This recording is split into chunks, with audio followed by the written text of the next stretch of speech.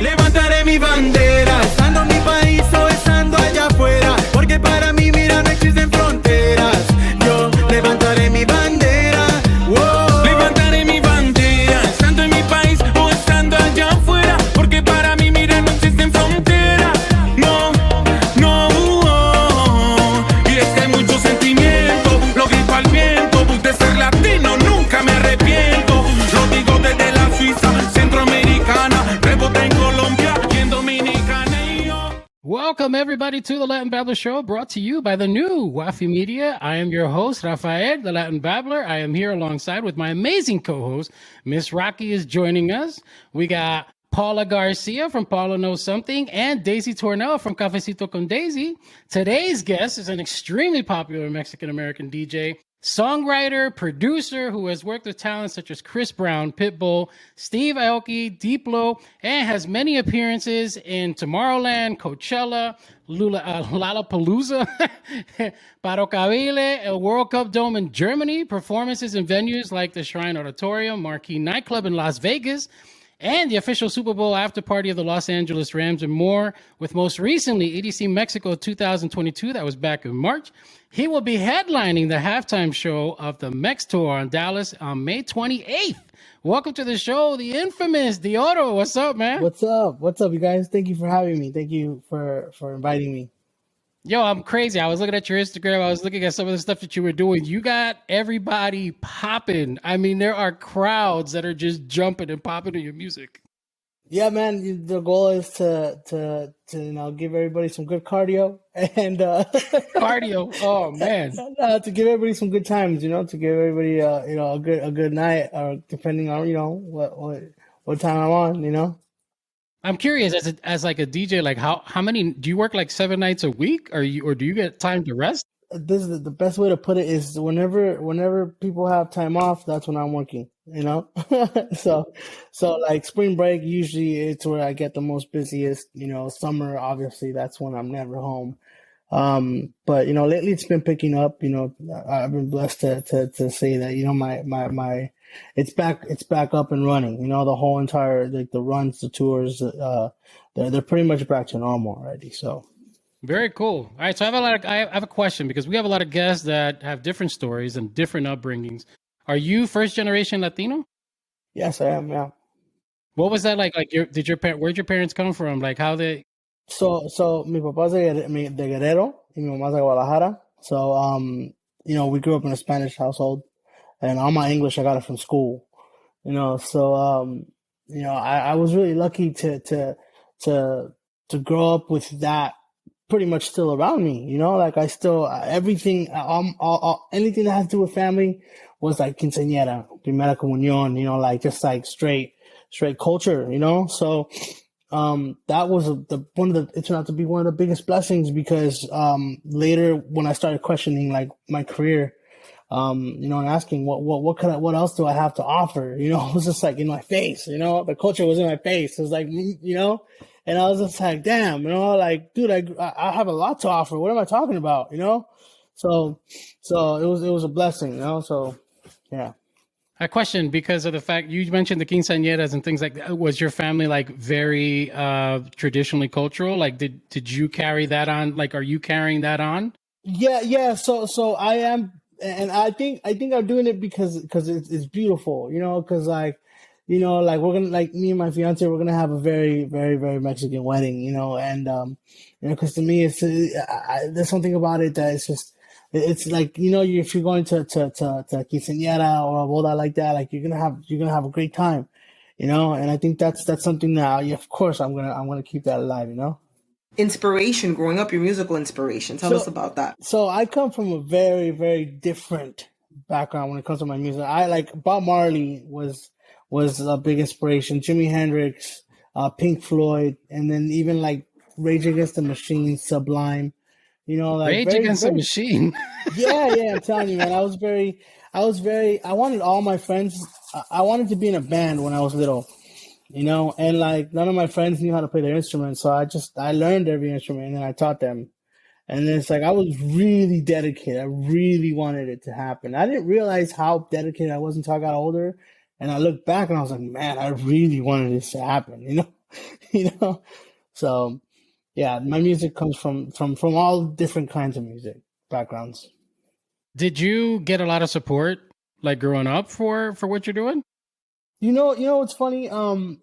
Obviously my dad, he wanted me to stay, to stay in school and do all of that.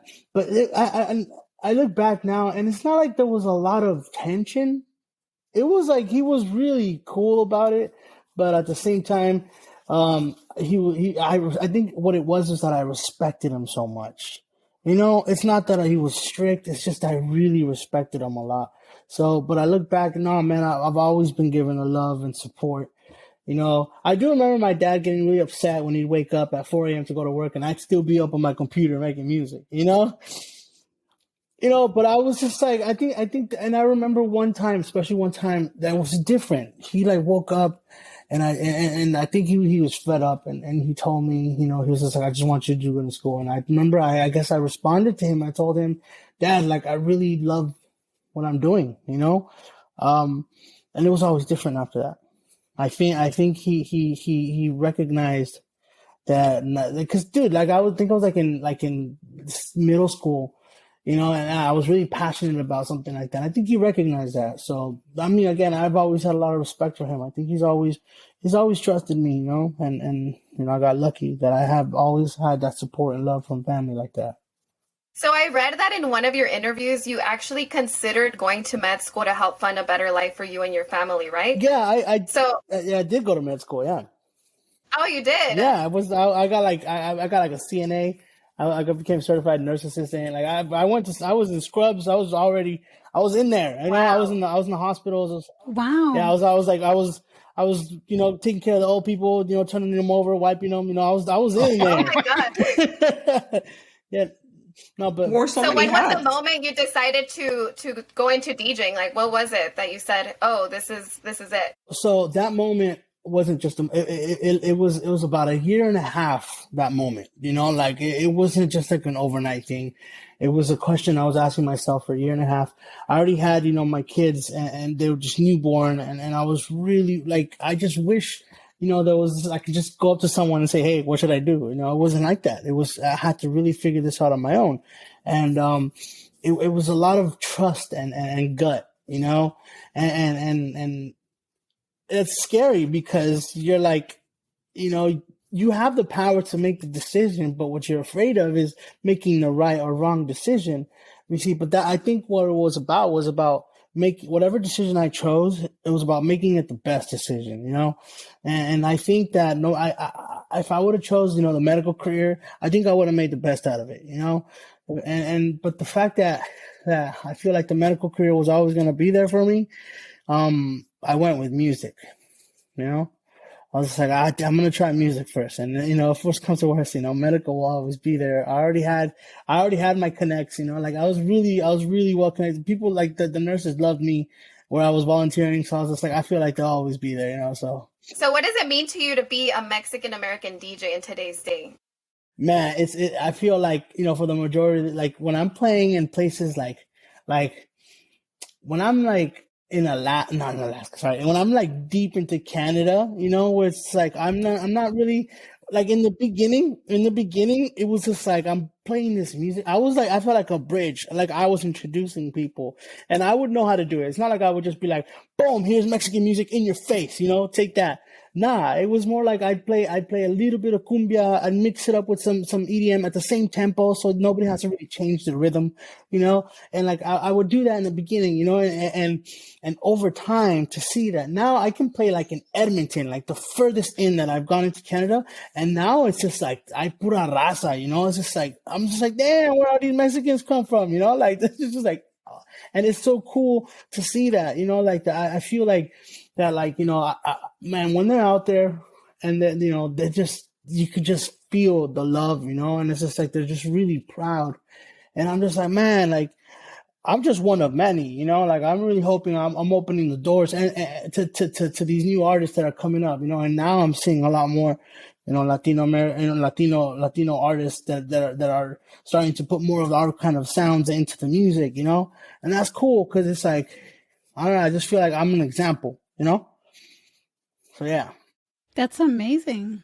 Did you play any of your instruments con las abuelitas y los abuelitos in the hospital? Oh no, I didn't. You know, I there was a moment where I wanted to take my guitar, but I wasn't good enough yet to play like that. But yes, there was a moment that I wanted to, and there is a music video idea that I have that I do recall someone using that to rehabilitate people.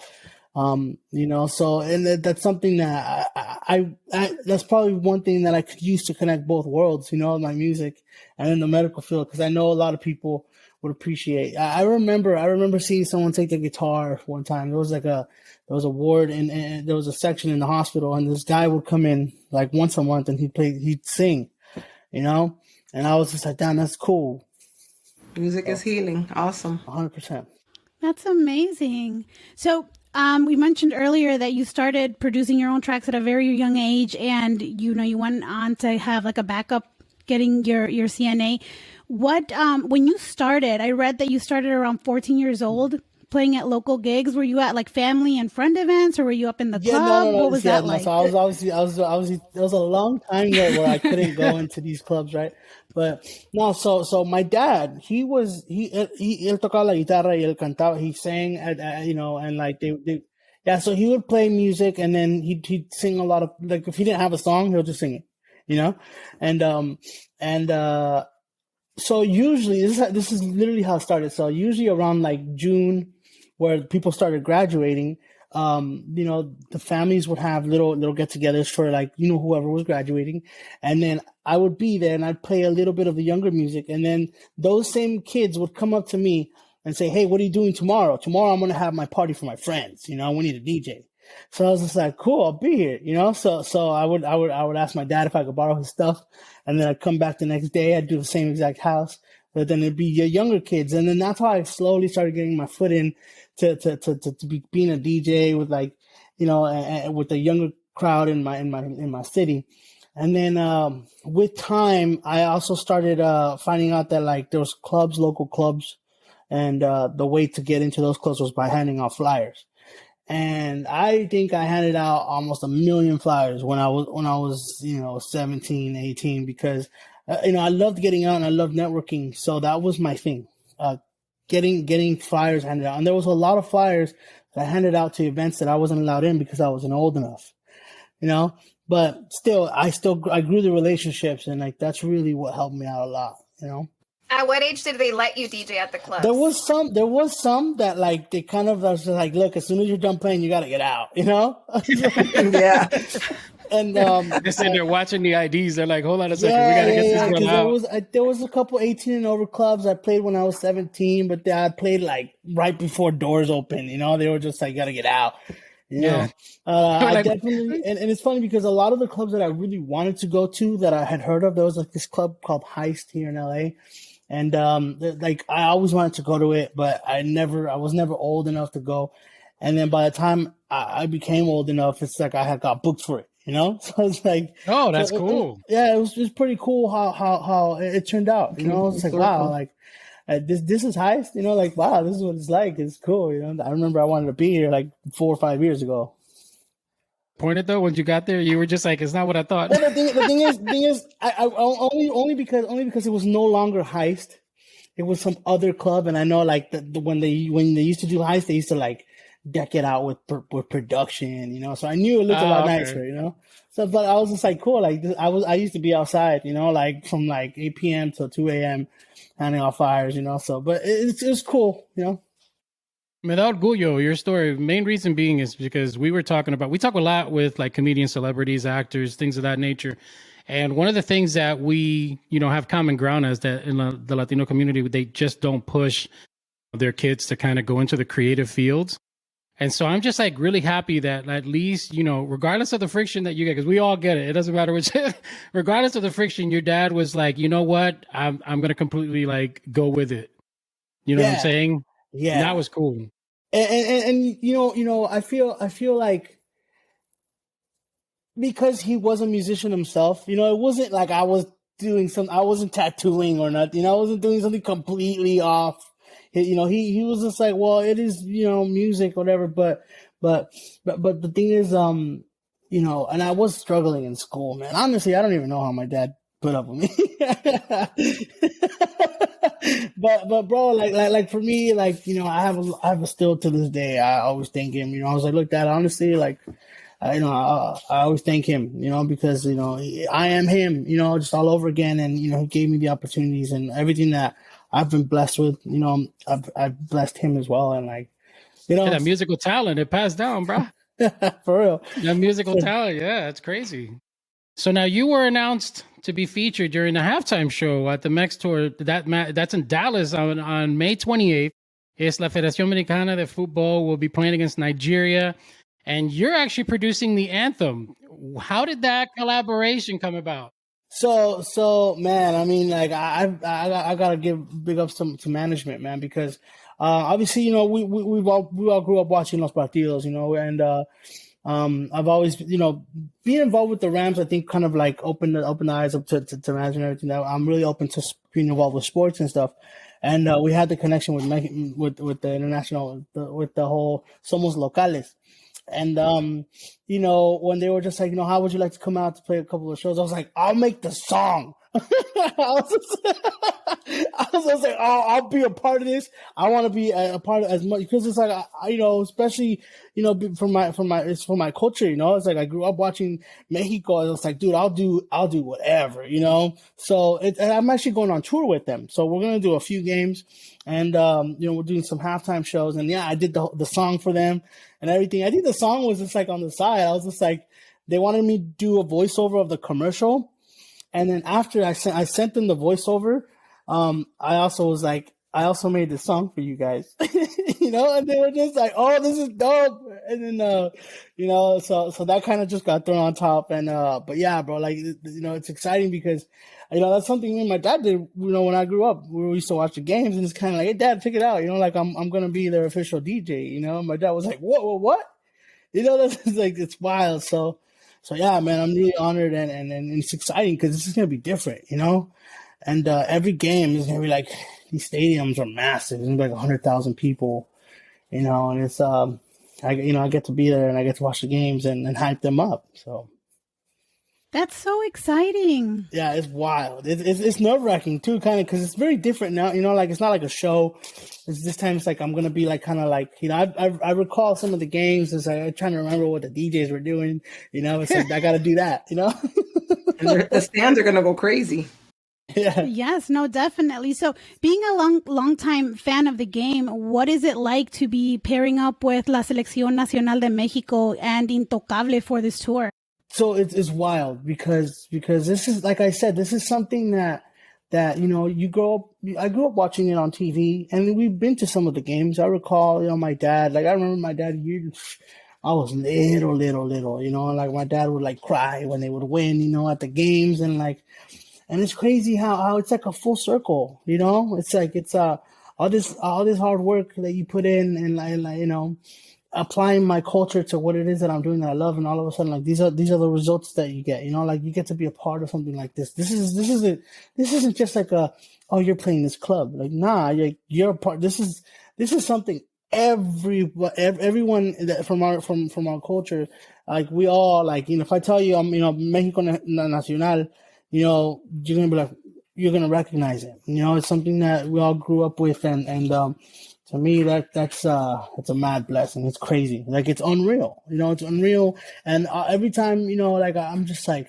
wowed by it. I'm just like, well, you know, it goes to show, you know, the hard work, and it's just nonstop grind. It's just, you know, it gets you to these kind of places, and that's just wild, you know. And like, if anyone, you know, if my kids ask me, you know, how'd you do it? I'm like, just, you saw me. I was up every day working, you know, I was up working nonstop, you know, so.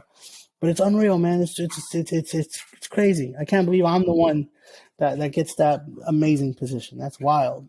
That's actually, you mentioned the grind, and the reason I'm asking this question because we talk a lot to comedians. So for like DJs, you guys perform every night. Like, that's the way you guys get the recognition you guys get, is by going to like different places. At what point did you realize that you got elevated, like it started going upwards, you know what I'm saying? Like, where the venues started changing, where, you know, the different each of the venues started changing, you know, the bills, Yes. the income started changing. Yes, Like, when did you realize that? So, okay. I've thought about this question, and I still think about it today.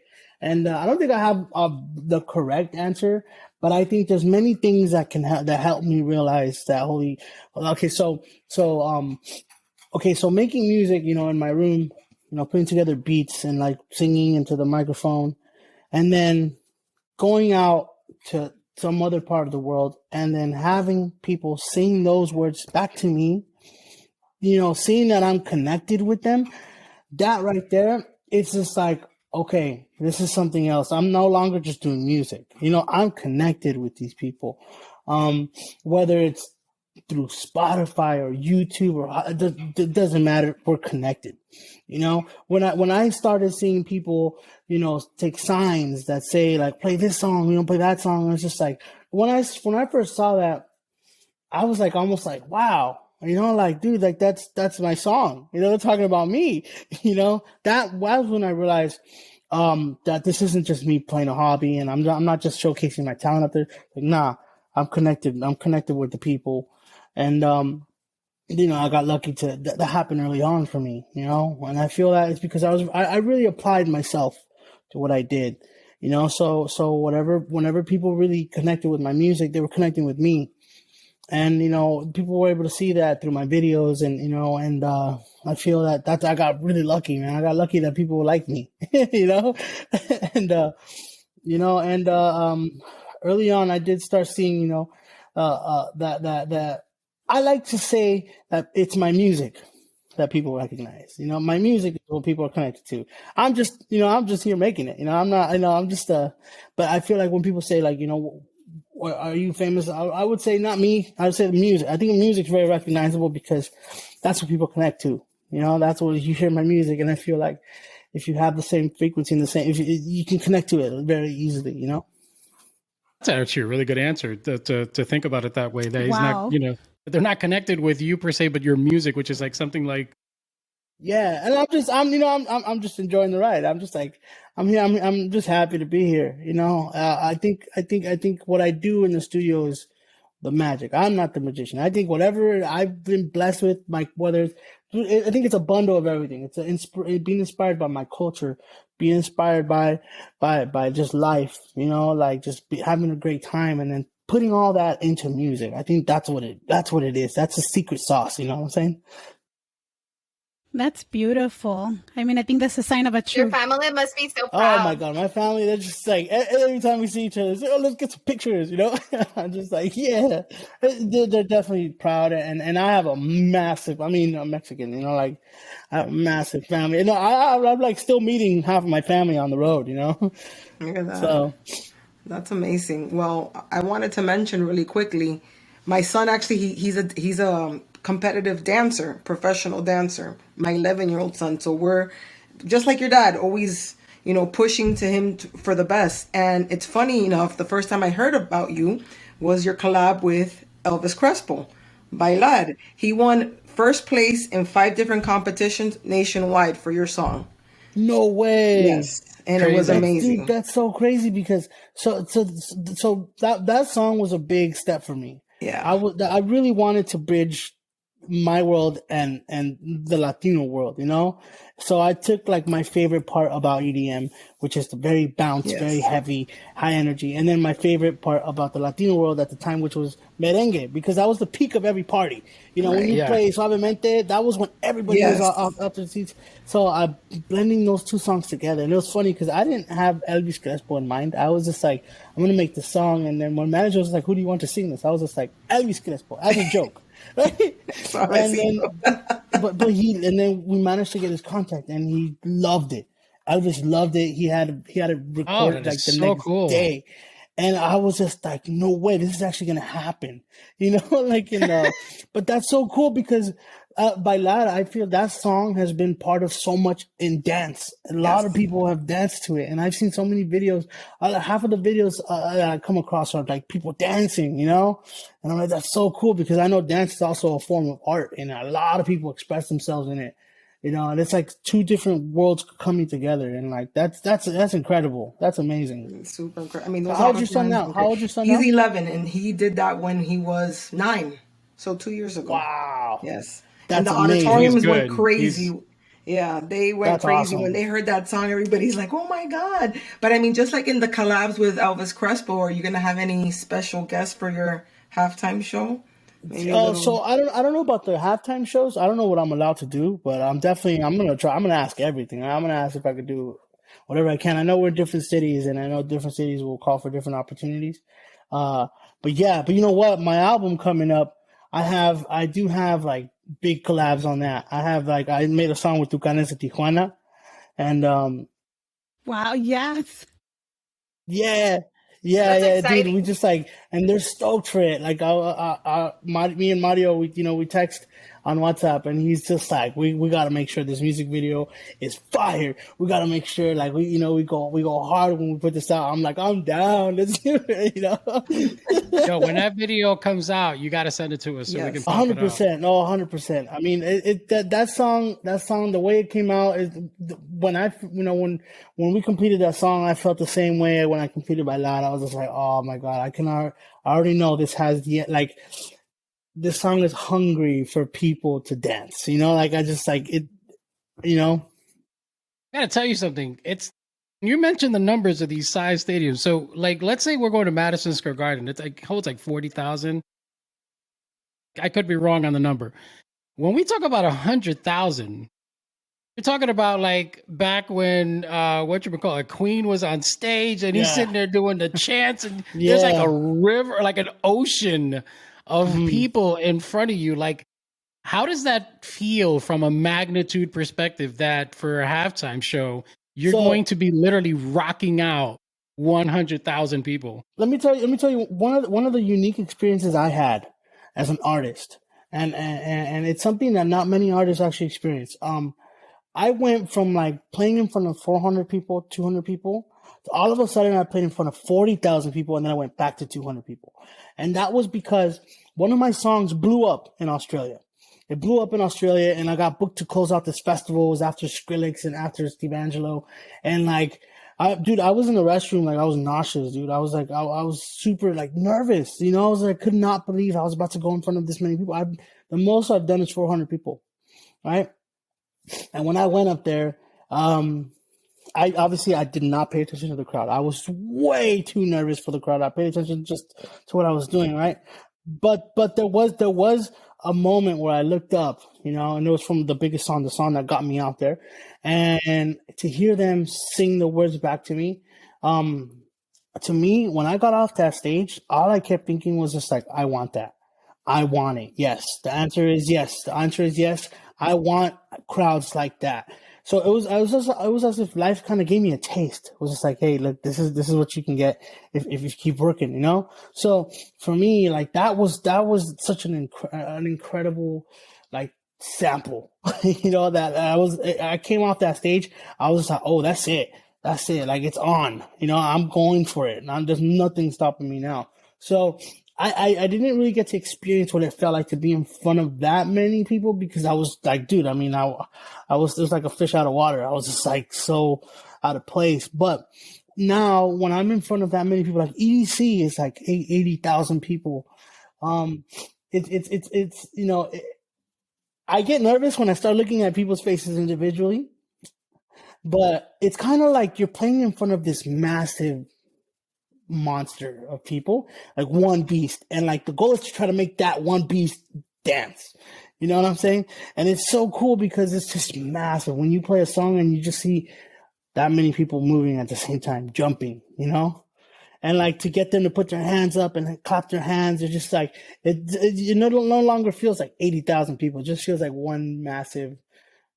Yeah, and it's cool though, because after you get off stage, you're just like, no, well, that was 80,000 people, you know, and that's cool because Just thunderous roar, man. Like it's insane. It's insane. There's nothing like that feeling when I first go on stage, and you just see like all the skin tones, everyone's just looking at you, you know. It's just like, wow, they're actually looking at me right now, you know. And it's just like, well, let's play some music, you know.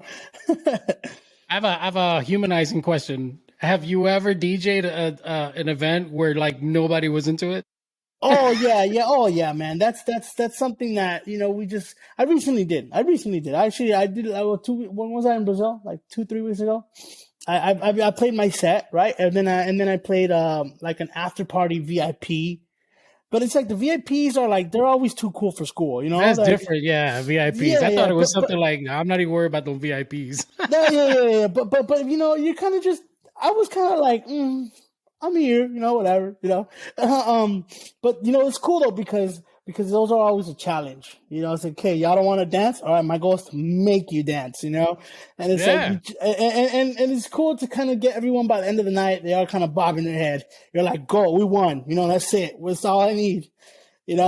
But yeah, dude, in the beginning, there's been people that have been shouting out the artists after me, that my entire set, they'll just be shouting, telling me to get off stage, but it's part of it, it's part of it. I mean, same with like comedians and stuff like that. You got people who are turning around and like, they yeah, have but off night. I think that's it. I think that's all part of it, bro. Like, I think it's, it sucks, right? It's like your face gets all hot when you just like, you don't want to be here. You're just like, I don't want to be here either. It's like, I want to stop the step midway. You're just like, forget that. I'm just like, trust me, I don't want to be here either, man. Just stop making me feel uncomfortable. That's funny. But hey, man, look. I want to say that I've seen you in Vegas at least once in my life. Yeah, Vegas is. No, you used to do pool parties, right? Yes. I think I've seen you years ago. Yes. It's been a while, but yeah, I've done I forgot what the Surrender pool party was called. Is that Encore Beach Club? Yeah, Encore Beach Club, and then. I definitely saw you then. Yeah, and then let me know if you guys are in Vegas. Just let me know, and there's a chance I'll be there too, and then I'll take care of you guys. Easy. I think we're supposed to be going to. I think you have an event, or they're going to have an event here in LA at one point. Oh yes, Palladium, the Palladium. Yeah. So, and I think we're supposed to be going to that. So if we're there, we definitely got to meet up and we'll take a photo. Yes, 100%, dude. Yeah. The Palladium's is such a special show because it's like it's the full circle. I used to hand out flyers outside the Palladium, and I used to imagine my name on that marquee. And I remember that specifically. And I remember Palladium, to me, for some reason, it always felt out of reach. I was just like, nah, I'm dreaming. That's for sure. I'm dreaming. There's no way. I don't even know if I was even supposed to say that, but I just know that we're going to be hooking up. Yeah, exactly. You throw it into the universe and it happens. But I know that they're coming to LA, so it's just one of those things. Cool. I would love to have you guys. That'd be freaking awesome. So, man, look, this was absolutely amazing, man. I can't wait to see the halftime show. I can't wait to see the anthem that comes out.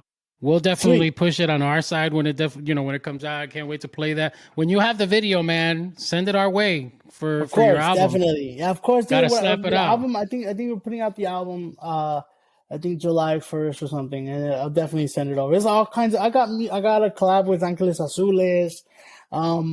It's crazy, man. I really, this album was definitely like, for me, it's my baby, like I got to actually really express that side of me, and it's that's very cool. There's cumbias, there's cumbia rápida, cumbia lenta, there's more merengue, there's a lot of Latin stuff in there, and I'm really excited. And of course I'll send it over as soon as it's packaged with the bow ready to go. I'll shoot it over. Well, Deorro, thank you for joining the show. Once again, everybody, make sure you subscribe to this channel. It's on YouTube, and make sure you listen to the podcast. We're available on every single podcast platform. Follow us at Latin Babbler Show on Instagram, Facebook, Twitter is Latin Babbler because we didn't get the O for some reason right before the W. So that's we're going to keep saying it until Twitter changes that policy. And again, make sure you follow the new Wafi Media. So go to Todo Wafi everywhere. TODO Wafi. And for Deorro, for Paula, for Daisy, for Raquel, and to everybody listening, we are out. Desde Nicaragua hasta Costa Rica, con esta canción todo mundo se identifica. Llamen a los chilenos y a los cubanos, llamen a Puerto Rico y a los mexicanos, que ya se armó la rumba. Desde Panamá hasta Ecuador, vámonos a Perú y luego hasta Salvador. Que se escuche en Brasil y Argentina. Yo quiero un grito de mi gente latina y levantaré mi bandera, estando en mi país o estando allá afuera, porque para mí, mira, no existen fronteras. Yo levantaré mi